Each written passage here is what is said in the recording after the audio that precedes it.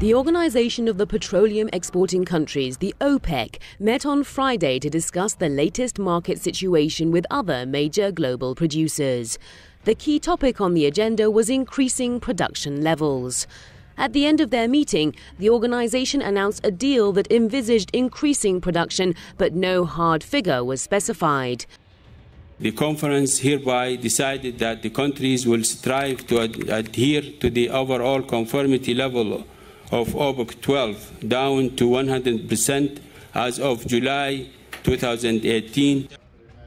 The deal, which faces fierce opposition by Iran, Iraq and Venezuela, was mainly an outcome of cooperation between Saudi Arabia and Russia.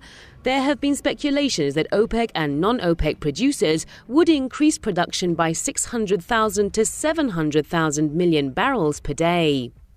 While the increased level for each individual producer is still not clear, there are doubts if the producers technically can increase their production.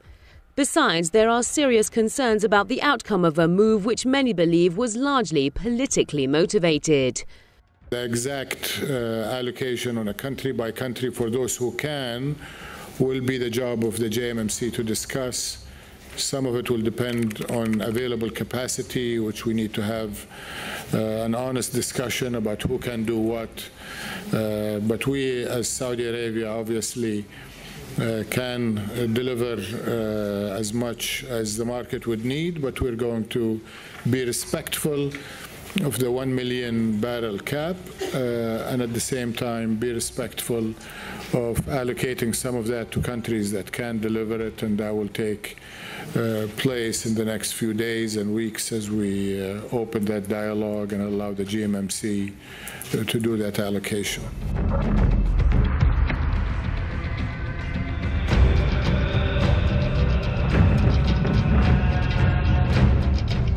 OPEC and non-OPEC producers had agreed in 2016 to maintain their production level to help stabilize prices.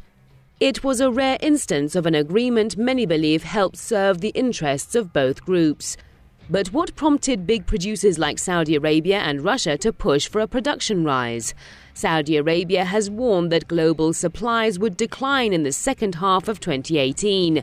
But in the absence of a technical explanation for this, many believe Riyadh has certain political motivations in pressing ahead an agenda which could eventually again destabilize the market. And a primary target of this is largely believed to be Iran.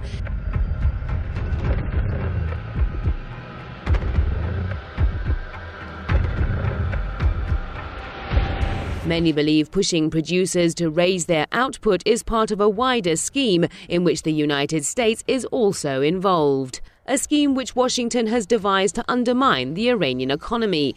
This is while Iran has already shown that it can stand on its own feet in the face of such efforts that are based on fake justifications. President Trump has created a difficulty for the market, the oil market, by imposing sanctions against the two important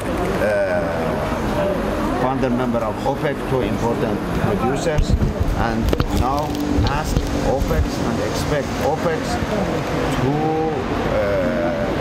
change something for the better price of the market.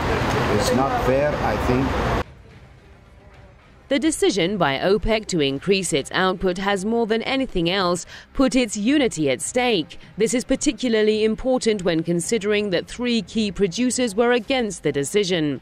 Accordingly, there are serious concerns about the future of an organization which many believe has become a victim of political decisions.